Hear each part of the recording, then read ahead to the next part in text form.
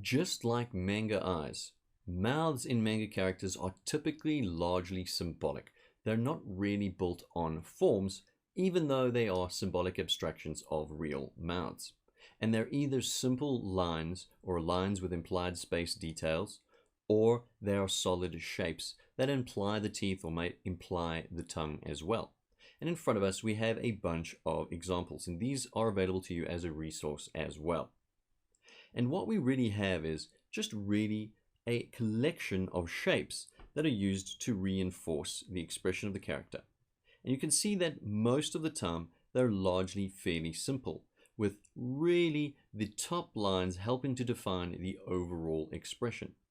So when we look from top left across all of these, we have cheerful, which is a slight smile, cheerful with the lip line indication, unhappy, which is a typical way of displaying unhappiness, neutral, which is a very small line, the big smile, which is really wide open, and a line to imply the teeth and the tongue, the light smile with no internal indication details, and really just a slight curve on the top lip there, and then confused or concerned, implying the character's mouth or their jaw is slightly dropped, angry or stalwart, to indicate firm closing of the lips, worried or unhappy.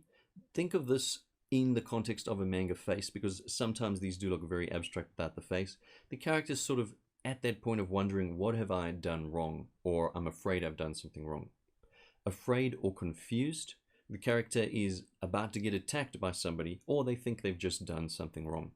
Disappointed or scared, the grin or an arrogant kind of grin, that cheeky little grin, you know, like, ha, I've just beat that enemy or something like that.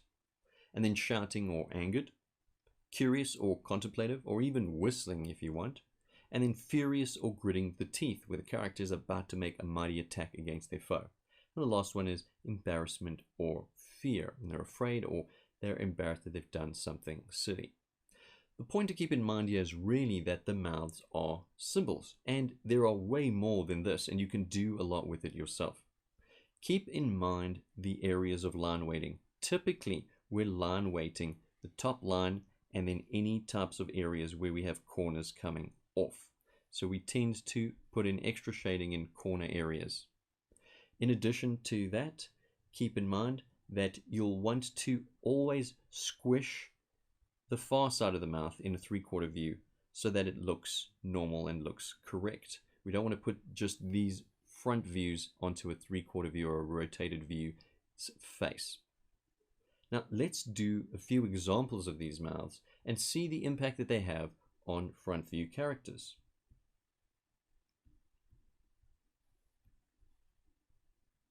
So let's start off with the character on the top left, and let's give her a look of wonder. Pretty straightforward. Keep things simple when you're doing mouths like this. Just keep things very, very simple. And perhaps we're going to do a afraid or slightly confused mouth.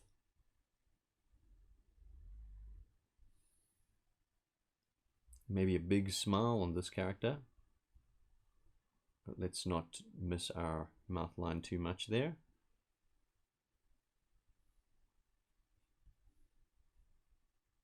Simplicity really is key.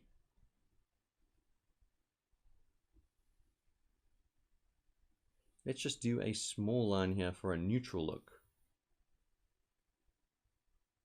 And a cheeky grin on this character.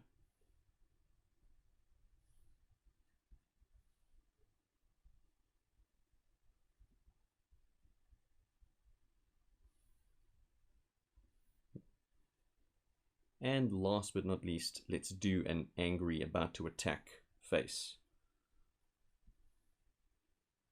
Perhaps about to defeat his nemesis, and a light indication of the teeth there.